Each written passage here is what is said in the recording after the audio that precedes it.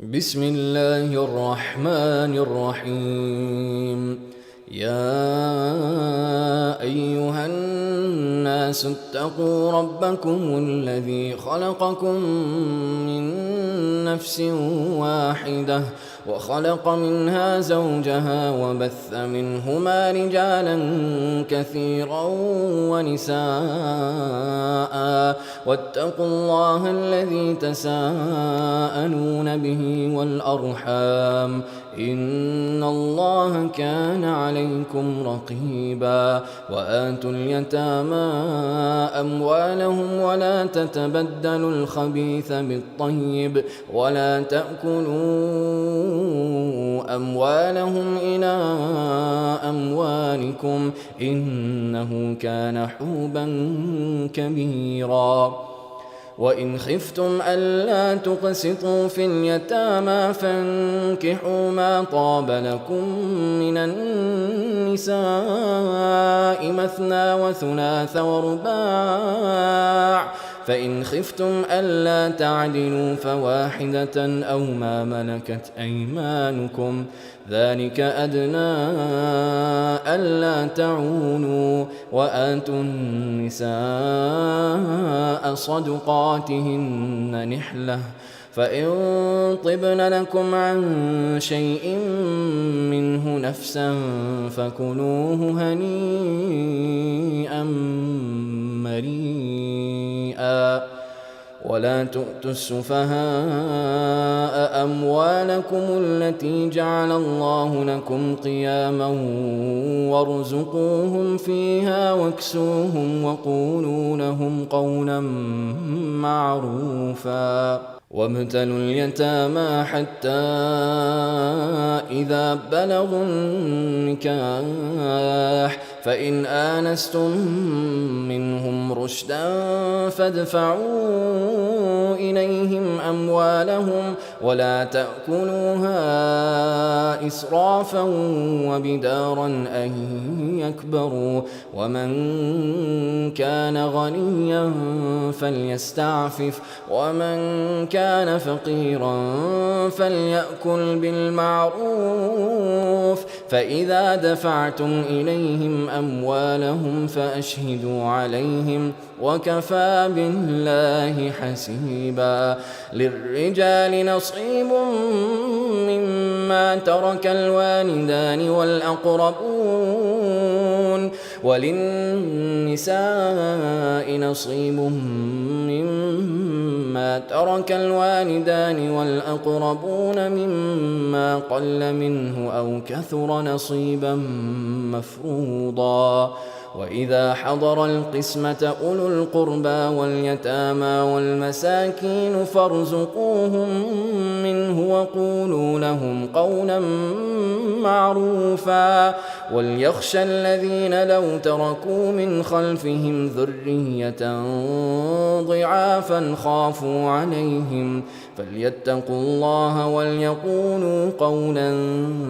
سديدا. إن الذين يأكلون أموال اليتامى ظلما إنما يأكلون في بطونهم نارا وسيصلون سعيرا.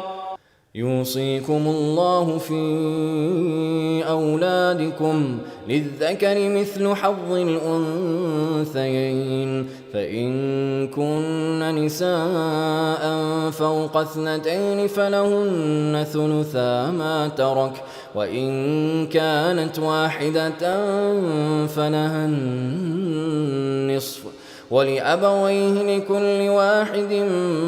منهما السدس مما ترك إن كان له ولد، فإن لم يكن له ولد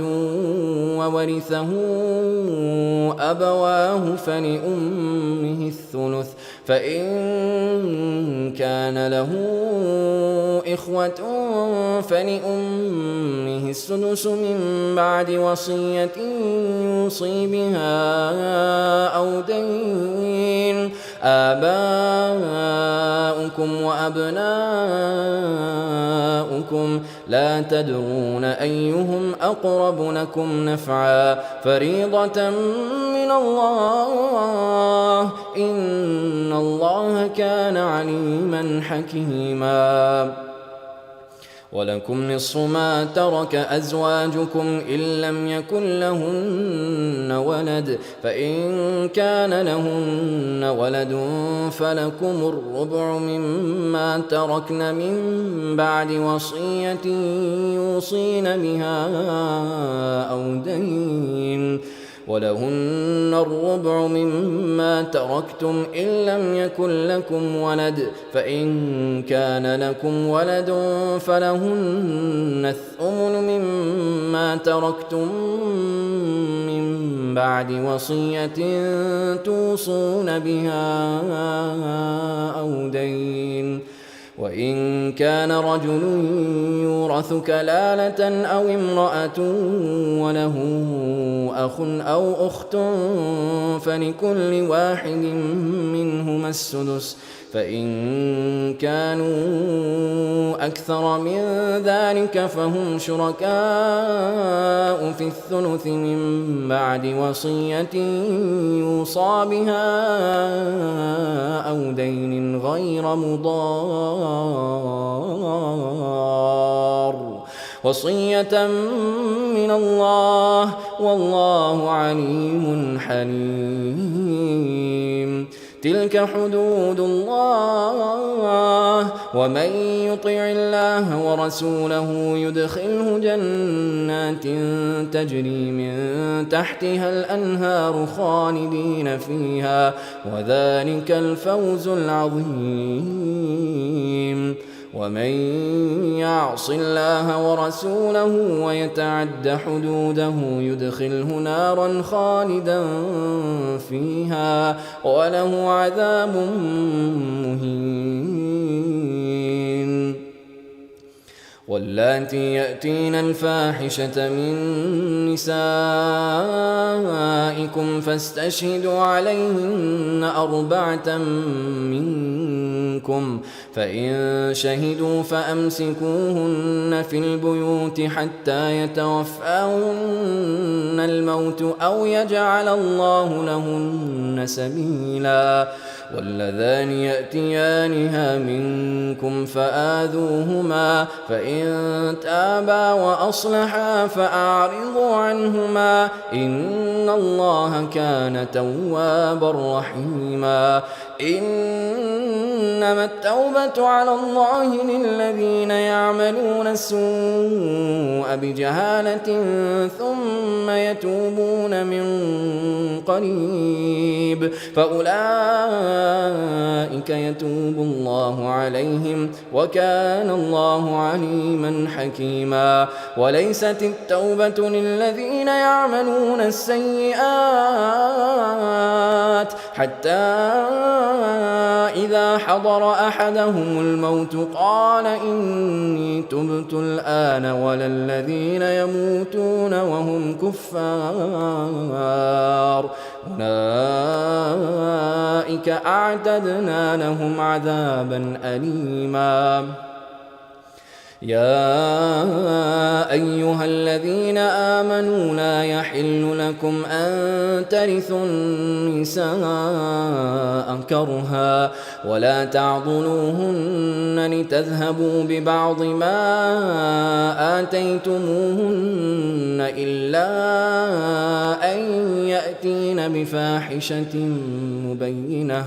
وعاشروهن بالمعروف، فإن كرهتموهن فعسى أن تكرهوا شيئا ويجعل الله فيه خيرا كثيرا. وإن أردتم استبدال زوج مكان زوج وآتيتم إحداهن قنطارا فلا تأخذوا منه شيئا، أتأخذونه بهتانا وإثما مبينا، وكيف تأخذونه وقد أفضى بعضكم إلى بعض وأخذن منكم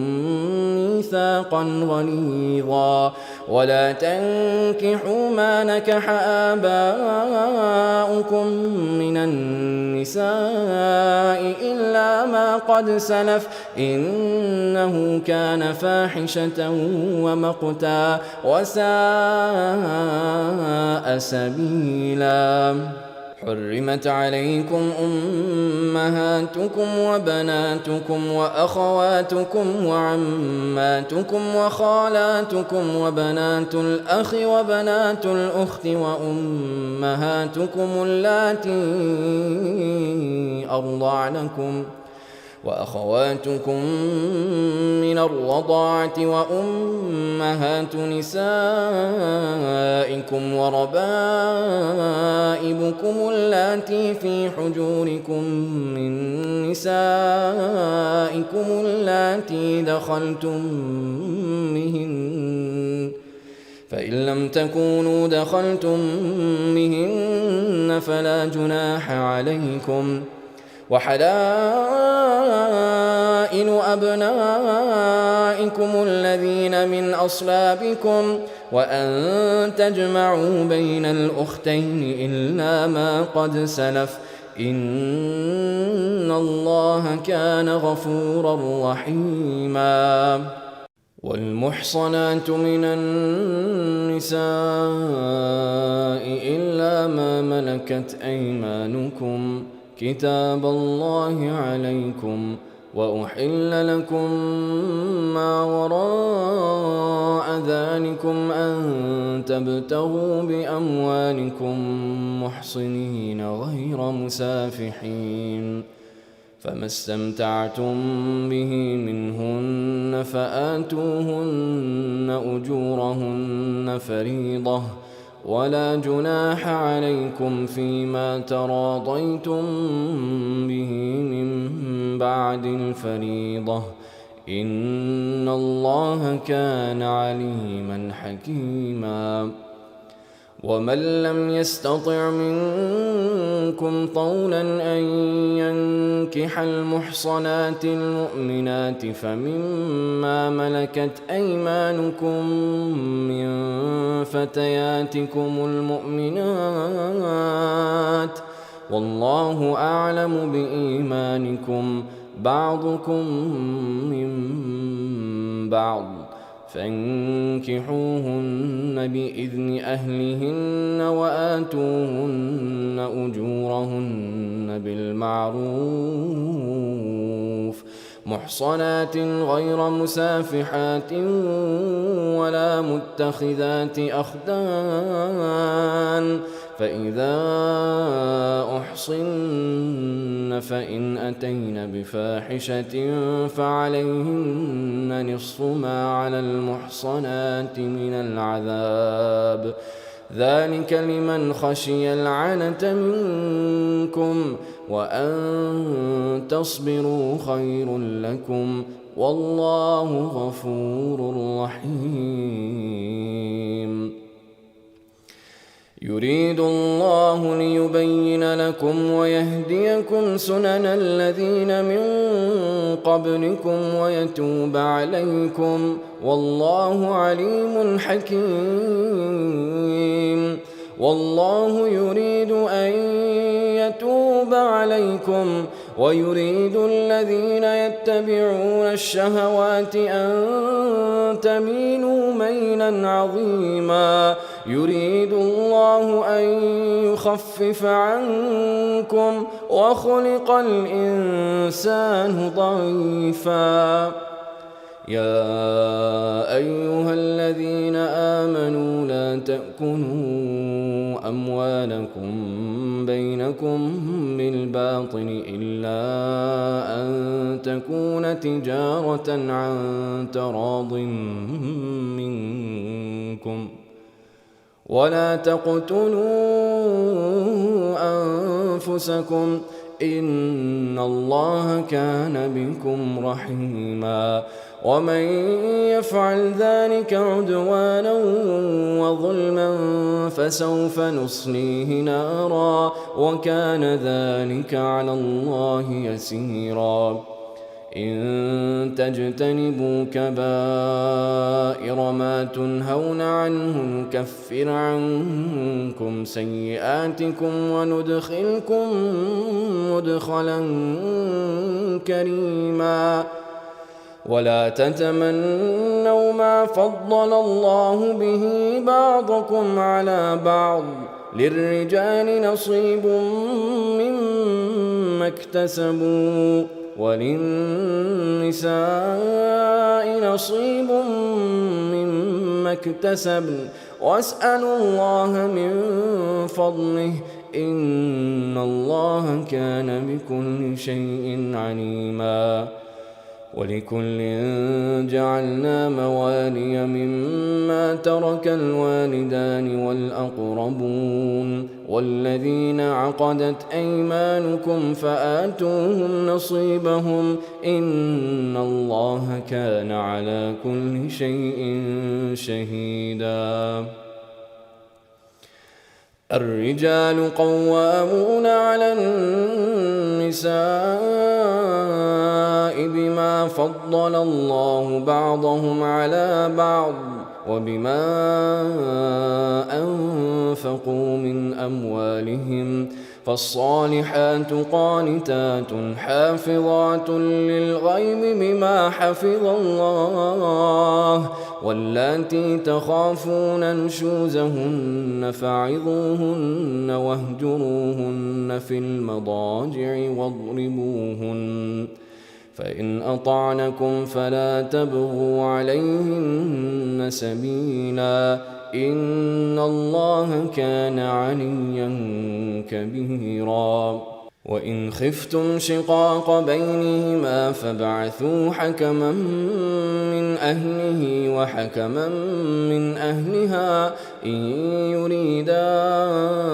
إصلاحا يوفق الله بينهما إن الله كان عليما خبيرا واعبدوا الله ولا تشركوا به شيئا وبالوالدين إحسانا وبذي القربى واليتامى والمساكين والجار ذي القربى والجار الجنب والصاحب بالجنب وابن السبيل وما ملكت أيمانكم إن الله لا يحب من كان مختالا فخورا الذين يبخلون ويأمرون الناس بالبخل ويكتمون ما آتاهم الله من فضله وأعتدنا للكافرين عذابا مهينا والذين ينفقون أموالهم رئاء الناس ولا يؤمنون بالله ولا باليوم الآخر ومن يكن الشيطان له قرينا فساء قرينا وماذا عليهم لو آمنوا بالله واليوم الآخر وأنفقوا مما رزقهم الله وكان الله بهم عليما إن الله لا يظلم مثقال ذرة وإن تك حسنة يضاعفها ويؤت من لدنه أجرا عظيما فكيف إذا جئنا من كل أمة بشهيد وجئنا بك على هؤلاء شهيدا يومئذ يود الذين كفروا وعصوا الرسول لو تسوى بهم الأرض ولا يكتمون الله حديثا يا أيها الذين آمنوا لا تقربوا الصلاة وأنتم سكارى حتى تعلموا ما تقولون ولا جنبا إلا عابري سبيل حتى تغتسلوا وإن كنتم مرضى أو على سفر أو جاء أحد منكم من الغائط أو لامستم النساء فلم تجدوا ماء فتيمموا صعيدا طيبا فامسحوا بوجوهكم وأيديكم إن الله كان عفوا غفورا. ألم تر إلى الذين أوتوا نصيبا من الكتاب يشترون الضلالة ويريدون أن تضلوا السبيل والله أعلم بأعدائكم وكفى بالله وليا وكفى بالله نصيرا. من الذين هادوا يحرفون الكلم عن مواضعه ويقولون سمعنا وعصينا واسمع غير مسمع وراعنا ليا بألسنتهم وطعنا في الدين ولو أنهم قالوا سمعنا وأطعنا واسمع وانظرنا لكان خيرا لهم وأقوم ولكن لعنهم الله بكفرهم فلا يؤمنون إلا قليلا. يا أيها الذين أوتوا الكتاب آمنوا بما نزلنا مصدقا لما معكم من قبل أن نطمس وجوها فنردها على أدبارها أو نلعنهم كما لعنا أصحاب السبت وكان أمر الله مفعولا. إن الله لا يغفر أن يشرك به ويغفر ما دون ذلك لمن يشاء ومن يشرك بالله فقد افترى إثما عظيما. ألم تر إلى الذين يزكون أنفسهم بل الله يزكي من يشاء ولا يظلمون فتيلا. انظر كيف يفترون على الله الكذب وكفى به إثما مبينا. ألم تر إلى الذين أوتوا نصيبا من الكتاب يؤمنون بالجبت والطاغوت ويقولون للذين كفروا هؤلاء أهدى من الذين آمنوا سبيلا. أولئك الذين لعنهم الله ومن يلعن الله فلن تجد له نصيرا. أم لهم نصيب من الملك فإذا لا يؤتون الناس نقيرا. أم يحسدون الناس على ما آتاهم الله من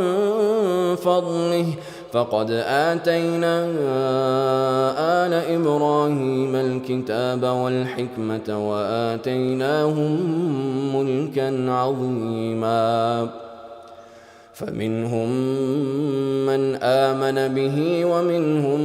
من صد عنه وكفى بجهنم سعيرا. إن الذين كفروا بآياتنا سوف نصليهم نارا كلما نضجت جلودهم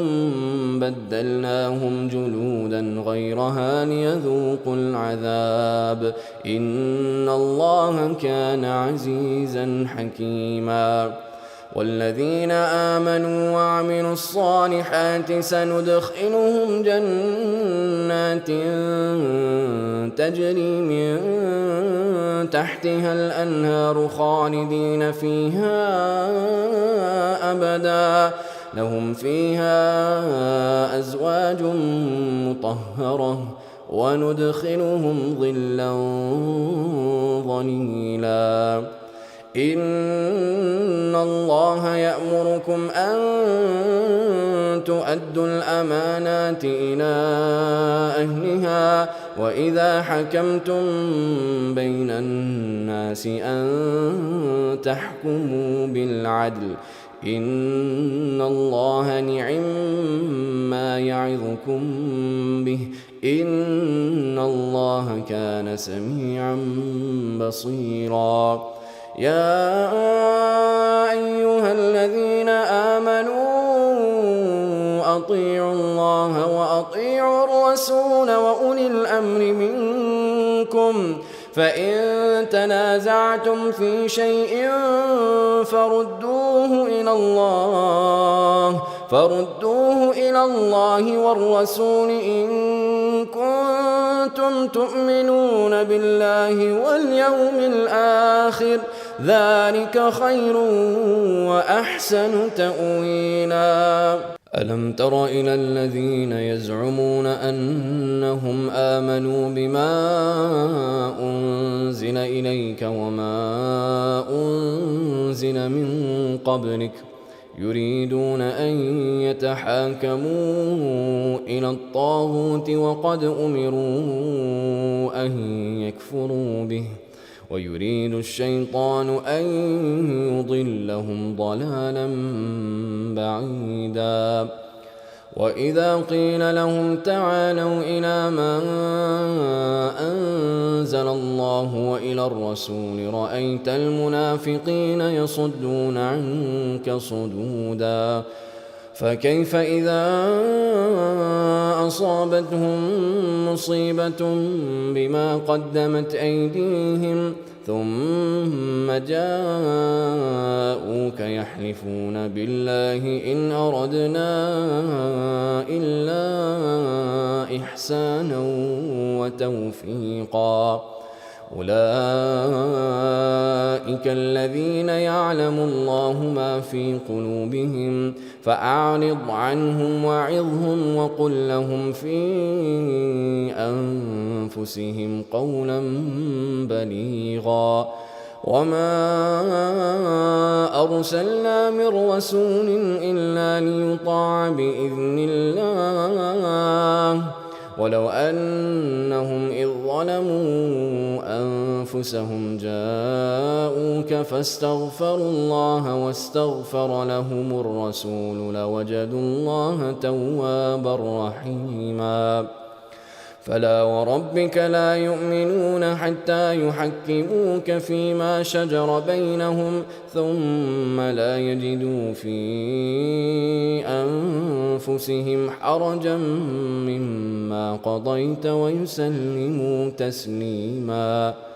ولو أنا كتبنا عليهم أن اقتلوا أنفسكم أو اخرجوا من دياركم ما فعلوه إلا قليل منهم ولو أنهم فعلوا ما يوعظون به لكان خيرا لهم وأشد تثبيتا. وإذا لآتيناهم من لدنا أجرا عظيما ولهديناهم صراطا مستقيما. ومن يطع الله والرسول فأولئك مع الذين أنعم الله عليهم من النبيين والصديقين والشهداء والصالحين وحسن أولئك رفيقا. ذلك الفضل من الله وكفى بالله عليما. يا أيها الذين آمنوا خذوا حذركم فانفروا ثبات أو انفروا جميعا وإن منكم لمن ليبطئن فإن أصابتكم مصيبة قال قد أنعم الله علي إذ لم أكن معهم شهيدا ولئن أصابكم فضل من الله ليقولن كأن لم تكن بينكم وبينه مودة يا ليتني كنت معهم فأفوز فوزا عظيما. فليقاتل في سبيل الله الذين يشرون الحياة الدنيا بالآخرة، ومن يقاتل في سبيل الله فيقتل أو يغلب فسوف نؤتيه أجرا عظيما. وما لكم لا تقاتلون في سبيل الله والمستضعفين من الرجال والنساء والولدان الذين يقولون ربنا أخرجنا من هذه القرية الظالم أهلها واجعل لنا من لدنك وليا واجعل لنا من لدنك نصيرا. الذين آمنوا يقاتلون في سبيل الله والذين كفروا يقاتلون في سبيل الطاغوت فقاتلوا أولياء الشيطان إن كيد الشيطان كان ضعيفا. ألم تر إلى الذين قيل لهم كفوا أيديكم وأقيموا الصلاة وآتوا الزكاة فلما كتب عليهم القتال إذا فريق منهم يخشون الناس كخشية الله أو أشد خشية وقالوا ربنا لم كتبت علينا القتال لولا أخرتنا إلى أجل قريب قل متاع الدنيا قليل والآخرة خير لمن اتقى ولا تظلمون فتيلا. أينما تكونوا يدرككم الموت ولو كنتم في بروج مشيدة وإن تصبهم حسنة يقولوا هذه من عند الله وإن تصبهم سيئة يقولوا هذه من عندك قل كل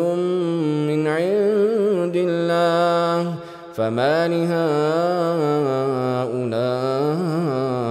القوم لا يكادون يفقهون حديثا. ما أصابك من حسنة فمن الله وما أصابك من سيئة فمن نفسك وأرسلناك للناس رسولا وكفى بالله شهيدا. من يطع الرسول فقد أطاع الله ومن تولى فما أرسلناك عليهم حفيظا. ويقولون طاعة فإذا برزوا من عندك بيت طائفة منهم غير الذي تقول والله يكتب ما يبيتون فأعرض عنهم وتوكل على الله وكفى بالله وكيلا. أفلا يتدبرون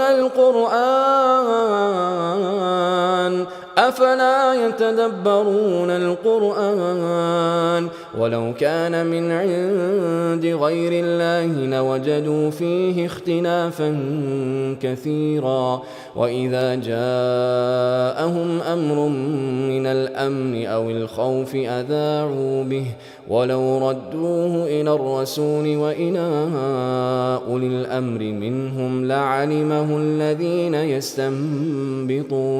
منهم ولولا فضل الله عليكم ورحمته لاتبعتم الشيطان إلا قليلا. فقاتل في سبيل الله لا تكلف إلا نفسك وحرض المؤمنين عسى الله أن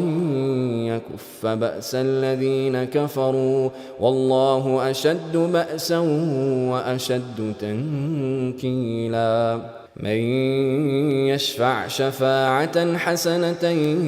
يكن له نصيب منها ومن يشفع شفاعة سيئة يكن له كفل منها وكان الله على كل شيء مقيتا وإذا حييتم بتحية فحيوا بأحسن منها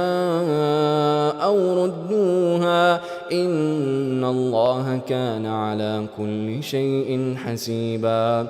الله لا إله إلا هو ليجمعنكم إلى يوم القيامة لا ريب فيه ومن أصدق من الله حديثا فما لكم في المنافقين فئتين والله أركسهم بما كسبوا أتريدون أن تهدوا من أضل الله ومن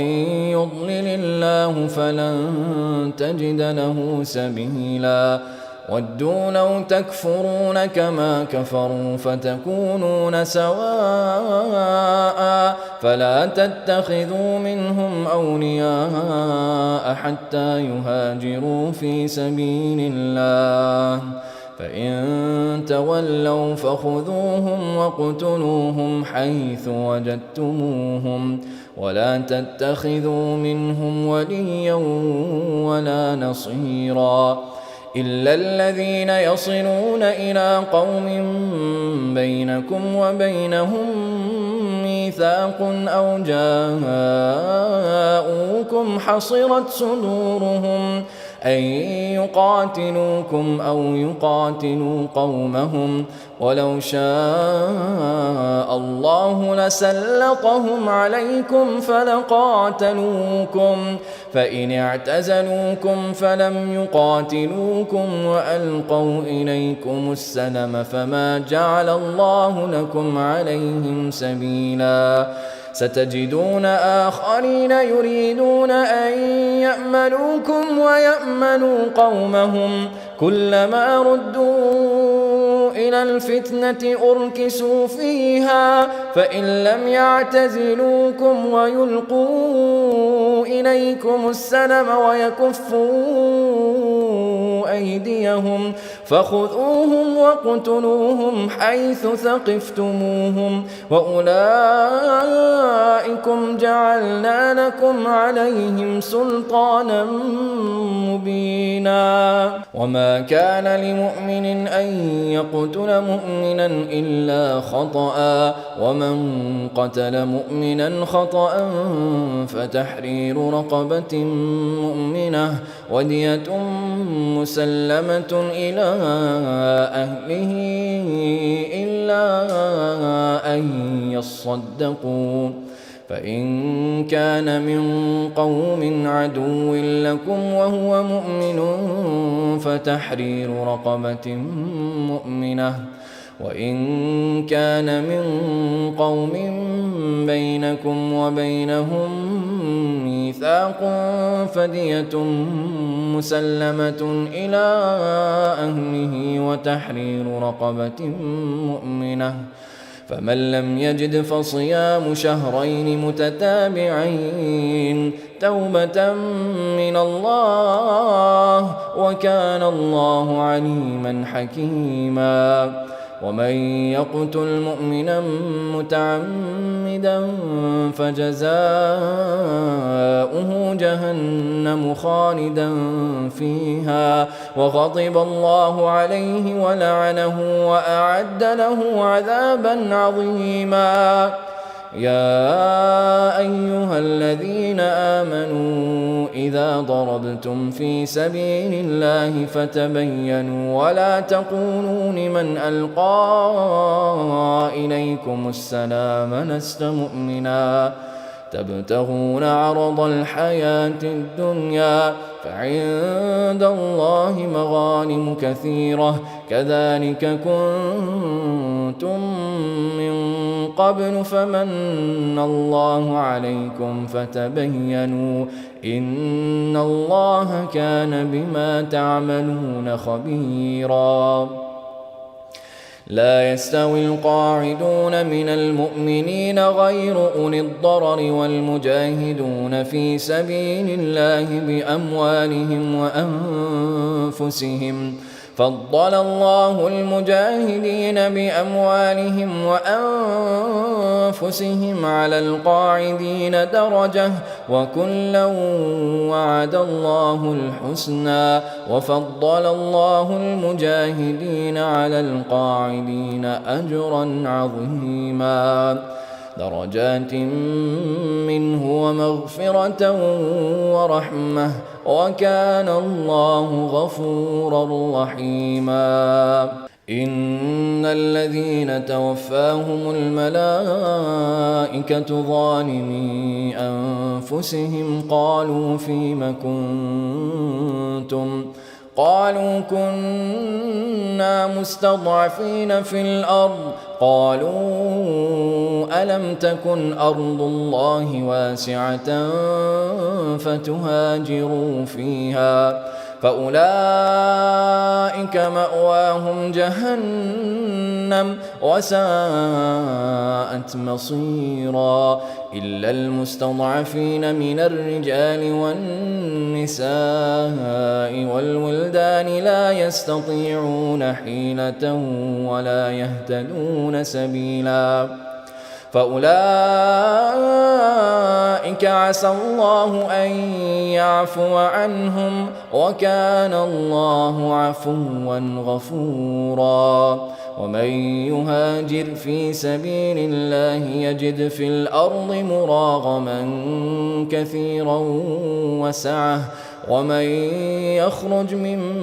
بيته مهاجرا إلى الله ورسوله ثم يدركه الموت فقد وقع أجره على الله وكان الله غفورا رحيما. وإذا ضربتم في الأرض فليس عليكم جناح أن تقصروا من الصلاة إن خفتم أن يفتنكم الذين كفروا إن الكافرين كانوا لكم عدوا مبينا. وإذا كنت فيهم فأقمت لهم الصلاة فلتقم طائفة منهم معك وليأخذوا أسلحتهم فإذا سجدوا فليكونوا من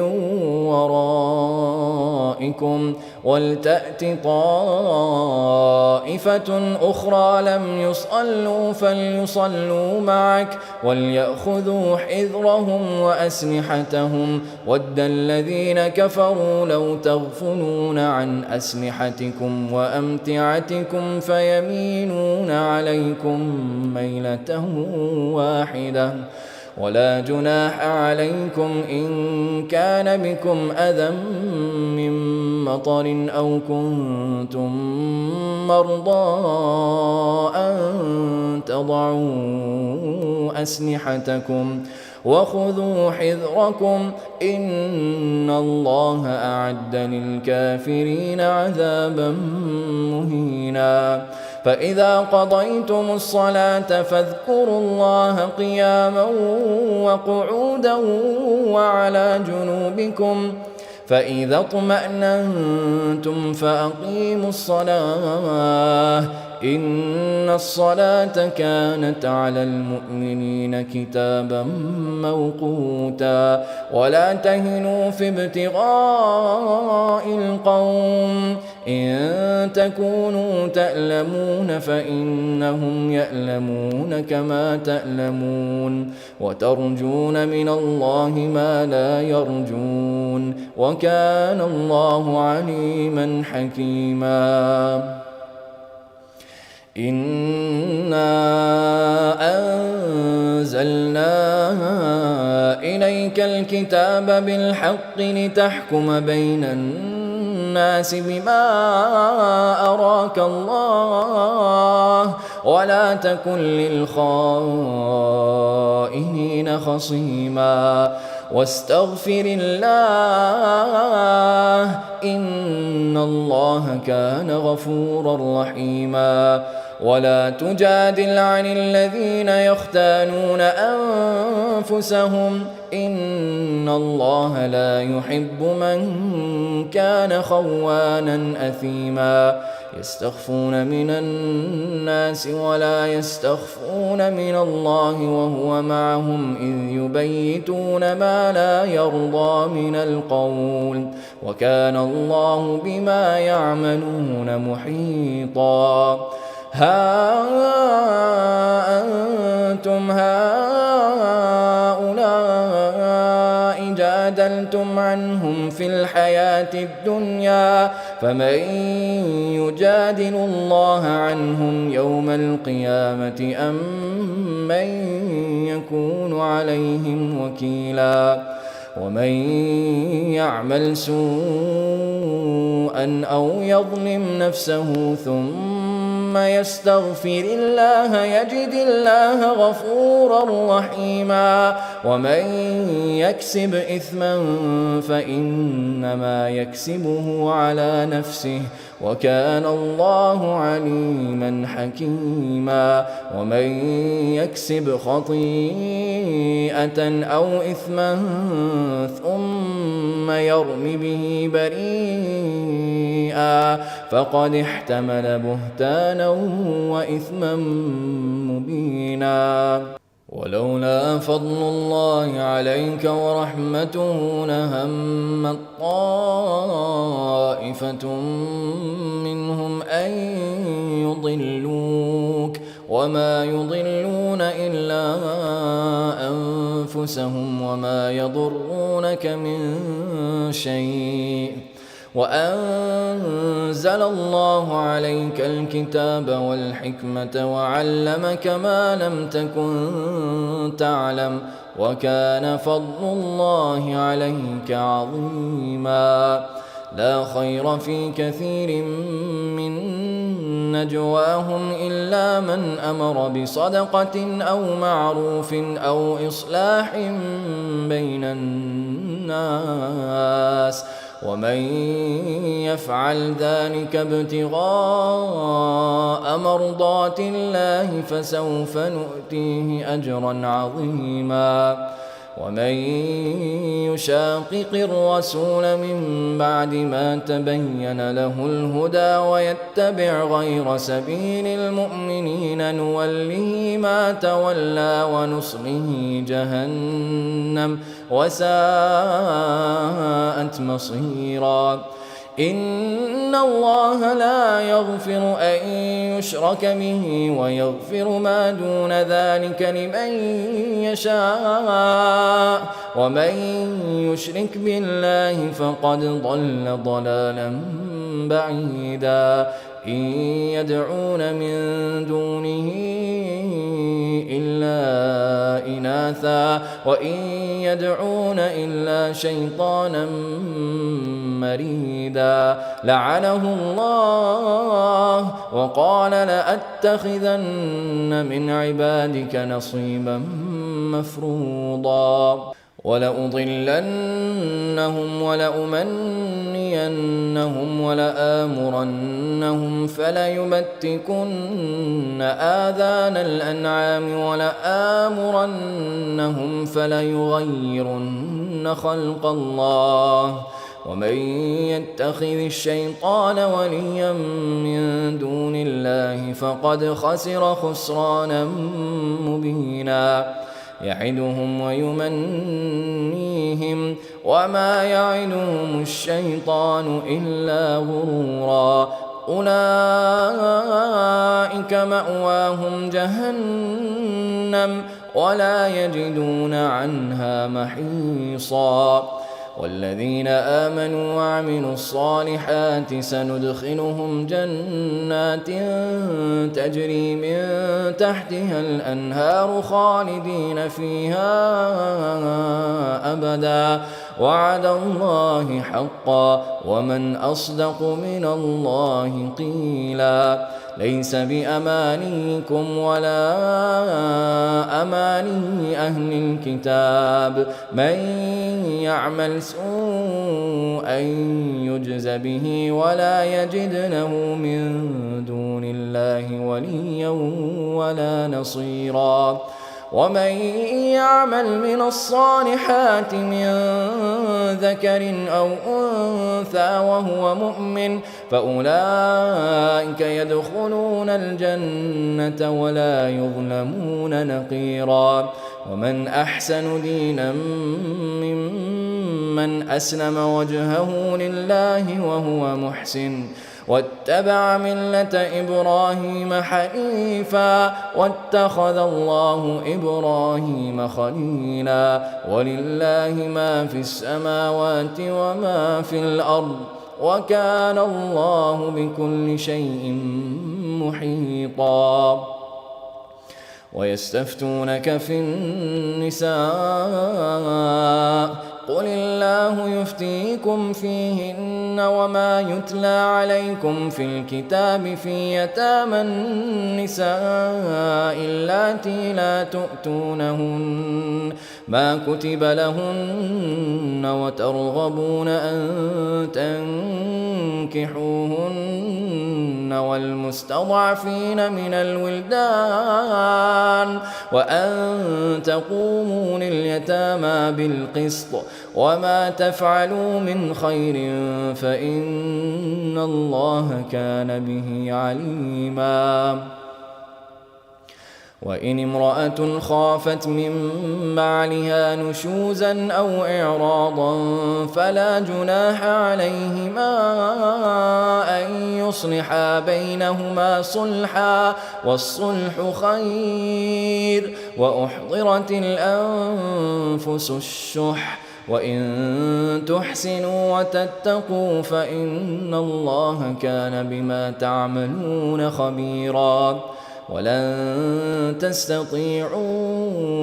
أن تعدلوا بين النساء ولو حرصتم فلا تميلوا كل الميل فتذروها كالمعلقة وإن تصلحوا وتتقوا فإن الله كان غفورا رحيما وإن يتفرقا يغن الله كلا من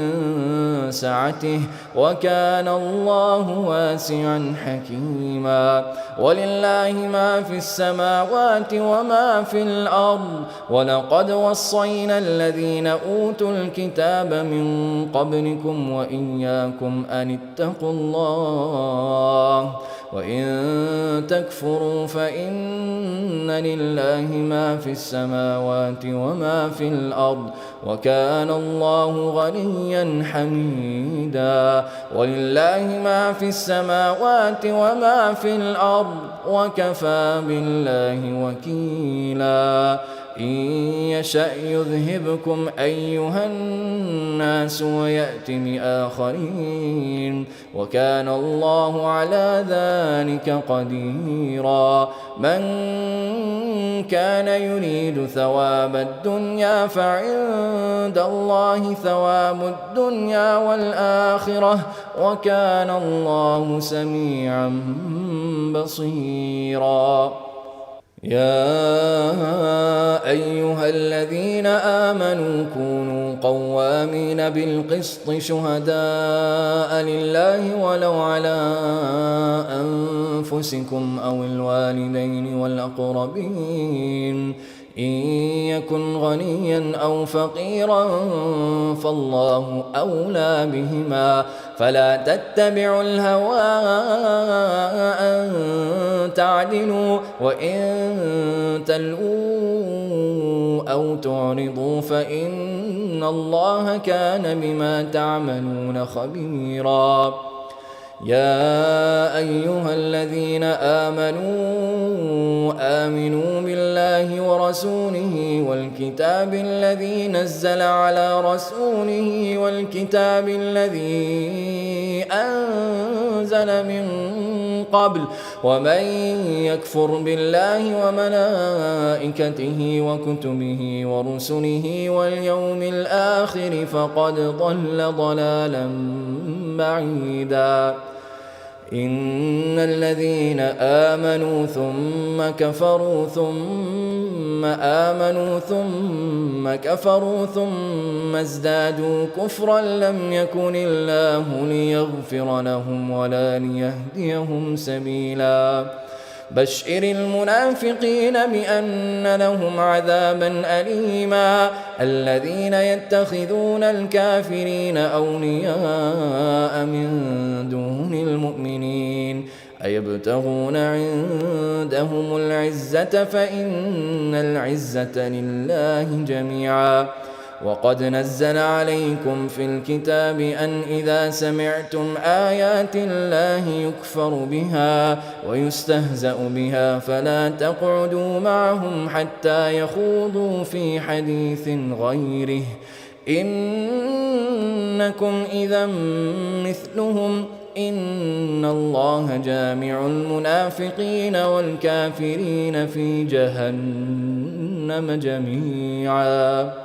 الذين يتربصون بكم فإن كان لكم فتح من الله قالوا ألم نكن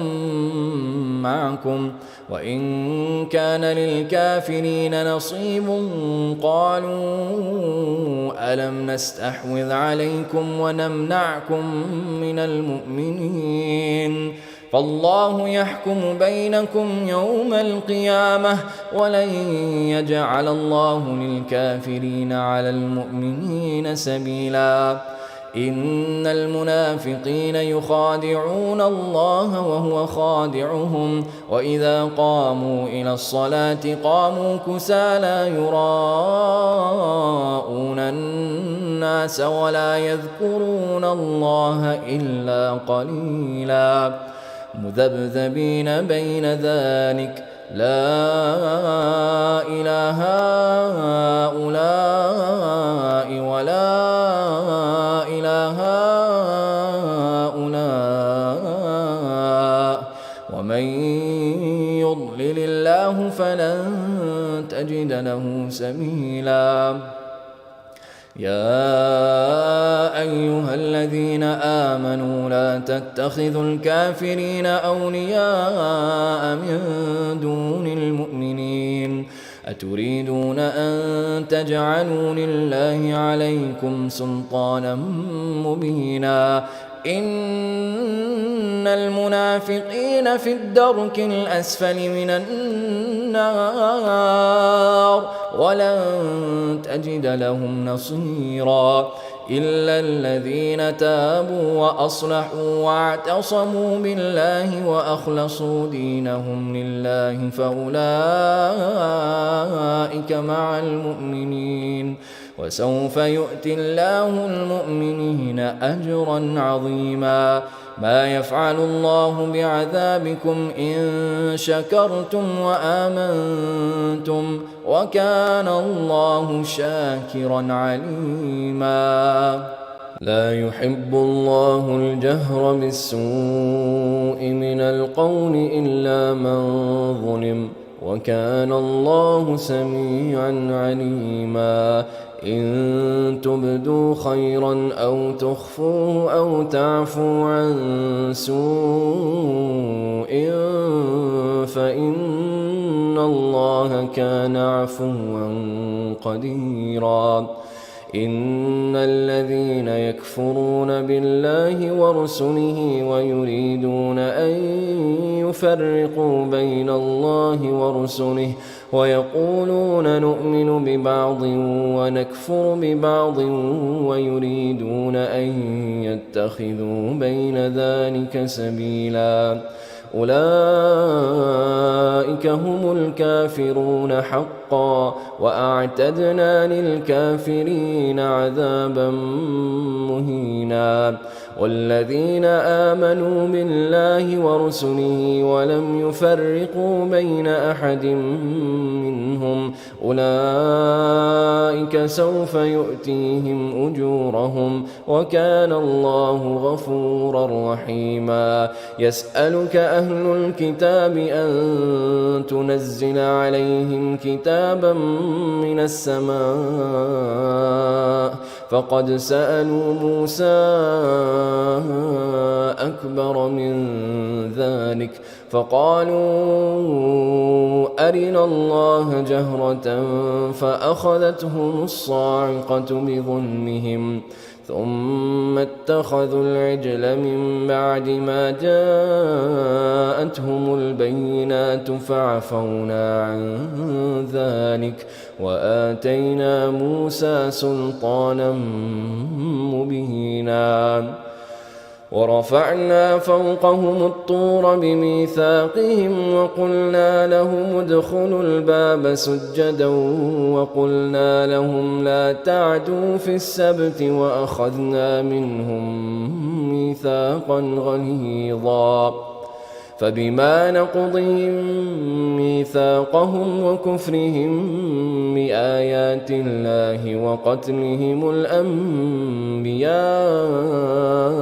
بغير حق وقولهم قلوبنا غلف بل طبع الله عليها بكفرهم فلا يؤمنون إلا قليلا. وبكفرهم وقولهم على مريم بهتانا عظيما وقولهم إنا قتلنا المسيح عيسى ابن مريم رسول الله وما قتلوه وما صلبوه ولكن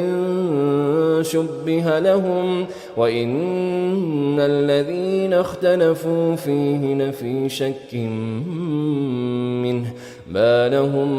به من علم إلا اتباع الظن وما قتلوه يقينا بل رفعه الله إليه وكان الله عزيزا حكيما. وإن من أهل الكتاب إلا ليؤمنن به قبل موته ويوم القيامة يكون عليهم شهيدا. فبظلم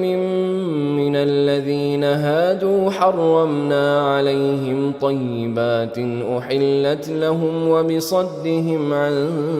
سبيل الله كثيرا وأخذهم الربا وقد نهوا عنه وأكلهم أموال الناس بالباطل وأعتدنا للكافرين منهم عذابا أليما. لكن الراسخون في العلم منهم والمؤمنون يؤمنون بما أنزل إليك وما أنزل من قبلك والمقيمين الصلاة والمؤتون الزكاة والمؤمنون بالله واليوم الآخر أولئك سنؤتيهم أجرا عظيما. إنا أوحينا إليك كما أوحينا إلى نوح والنبيين من بعده وأوحينا إلى إبراهيم وإسماعيل وإسحاق ويعقوب والأسباط وعيسى وأيوب ويونس وهارون وسليمان وآتينا داود زبورا ورسلا قد قصصناهم عليك من قبل ورسلا لم نقصصهم عليك وكلم الله موسى تكليما. رسلا مبشرين ومنذرين لئلا يكون للناس على الله حجة بعد الرسل وكان الله عزيزا حكيما. لكن الله يشهد بما أنزل إليك أنزله بعلمه والملائكة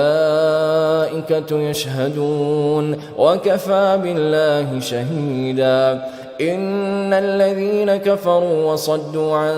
سبيل الله قد ضلوا ضلالا بعيدا إن الذين كفروا وظلموا لم يكن الله ليغفر لهم ولا ليهديهم طريقا إلا طريق جهنم خالدين فيها أبدا وكان ذلك على الله يسيرا يا أيها الناس قد جاءكم الرسول بالحق من ربكم فآمنوا خيرا لكم وإن تكفروا فإن لله ما في السماوات والأرض وكان الله عليما حكيما يا أهل الكتاب لا تغلوا في دينكم ولا تقولوا على الله إلا الحق إنما المسيح عيسى ابن مريم رسول الله وكلمته ألقاها إلى مريم وروح منه فآمنوا بالله ورسله ولا تقولوا ثلاثة انتهوا خيرا لكم إنما الله إله